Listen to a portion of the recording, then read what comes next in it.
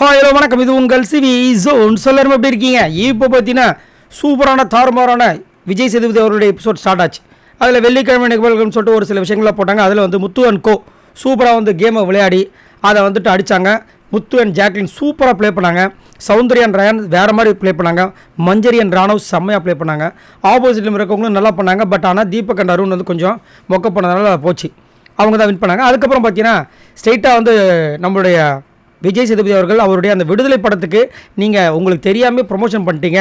ஏன்னா அங்கே வந்து அடக்குமுறை அந்த லேபர்ஸ் தொழிலாளர்கள் படுற கஷ்டம் தான் வந்துட்டு இருந்துச்சு. அதை நீங்கள் வந்து தப்பு செஞ்சிட்டீங்க, அதை கரெக்டாக செஞ்சிட்டீங்க, எனக்கு அது ப்ரொமோஷன் மாதிரி இருந்துச்சுன்னு சொல்லிட்டு அது ஒரு விஷயம் பண்ணியிருந்தார். ஸோ அது மூலமாகவே வந்துட்டு அருணுக்கு சரியான ஒரு நோஸ் கட் இருக்குன்றத முன்னாடியே சொல்லிட்டாப்ல. அதுக்கப்புறம் அதிரடியாக ஸ்டார்ட் பண்ணலாம்னு சொல்லிட்டு அந்த எவிக்ஷன் கார்டை காமிச்சார். பயங்கர ஷாக்கு. ஆனால் அதுக்கு முன்னாடி ஒரு வார்த்தை சொன்னார். இவர் ஆல்ரெடி வந்துட்டு உள்ளே வந்து கேமரா முன்னாடி சொல்லிட்டாருன்னு. அவர் கேமரா முன்னாடி மட்டும் கிடையாது, சத்யா நிறைய இடங்களை வந்து சொல்லிட்டாரு, நான் வெளியே போகணும், எனக்கு அவ்வளோதான் அப்படின்னு.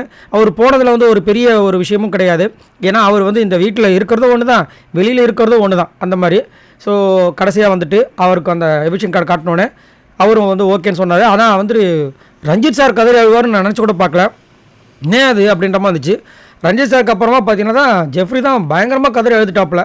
ஏன்னா அப்போ ஸ்டார்டிங்லேருந்தே பார்த்தீங்கன்னா மச்சான்னு பேசி வாடா போடான்னு தான் ரெண்டு பேருமே பேசுவாங்க.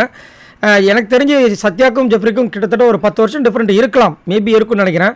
ஆனால் அவரும் அக்செப்ட் பண்ணிட்டார். அந்த வாடா போடான்னு சொல்கிறத வந்துட்டு சத்யாவும் அக்செப்ட் பண்ணிட்டாப்புல. ஆனால் இவருக்கு அது பெரிய மனசு இல்லை, ரொம்ப அப்படியே கண்ணீர் விட்டு கதறினாப்புல.